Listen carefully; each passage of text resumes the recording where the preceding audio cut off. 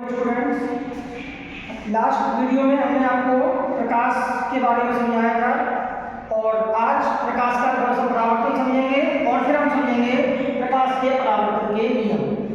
तो मैंने आपको बताया था कि प्रकाश जब किसी माध्यम में किसी स्रोत से आता है तो आने के बाद किसी पॉलिशदार या चिकने तल पर जब वो गिरता है तो उसका अधिकांश भाग वापस लौट जाता है।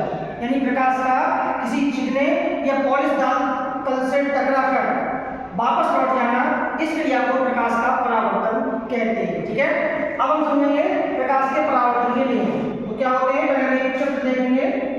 ये चित्र मैंने आपको पिछली वीडियो में बना के दिखाया था।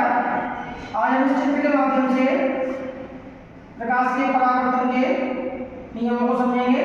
माना ये प्रकाश का है ए बी, ठीक है, ये आपका तल है, ठीक है। यहाँ से प्रकाश किरण आ रही है ए बी, ये इस तल के इस बी बिंदु पर गिरती है यहाँ से और इस परावर्तित हो जाती है, उसी माध्यम में वापस लौट जाती है। ठीक है, तो जो आती है किरण उस किरण को कहा जाता है आपतित किरण।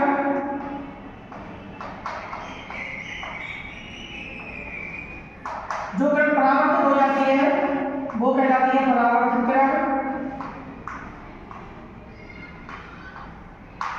इन दोनों किरणों के बीच में इस तल से एक लंब डाल देते हैं, ये कहलाता है आपका अभिलंब। इस अभिलंब और आपतित किरण के बीच का ये जो कोण होता है ये कहलाता है आपतन कोण। इस अभिलंब और परावर्तित किरण के बीच का जो कोण होता है ये कहलाता है परावर्तन कोण, और ये कहलाता है आपका आपतन बिंदु। जहां पर किरण गिरती है वो बिंदु कहलाता है आपतन बिंदु।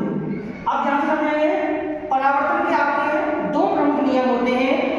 प्रथम नियम अगर हम देखें, पहला नियम, तो पहले नियम के अनुसार आपतित किरण यानी जो किरण आती है, आपतित किरण परावर्तित किरण, ये वाली है, तो आपतित किरण परावर्तित किरण और आपतन बिंदु, ये बिंदु होता है आपतन बिंदु, आपतन बिंदु पर अभिलंब। और समझेंगे आपतित किरण परावर्तित किरण और आपतन बिंदु पर अभिलंब, ये तीनों एक ही तल में होते हैं।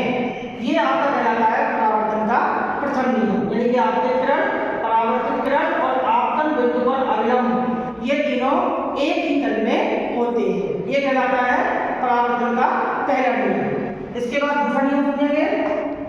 दूसरे नियम के अनुसार ये जो आपतन कोण होता है, ये वाला कोण आपतन कोण, और ये होता है परावर्तन कोण, यानी आपतन कोण और परावर्तन कोण, इनके मान सदैव बराबर होते हैं।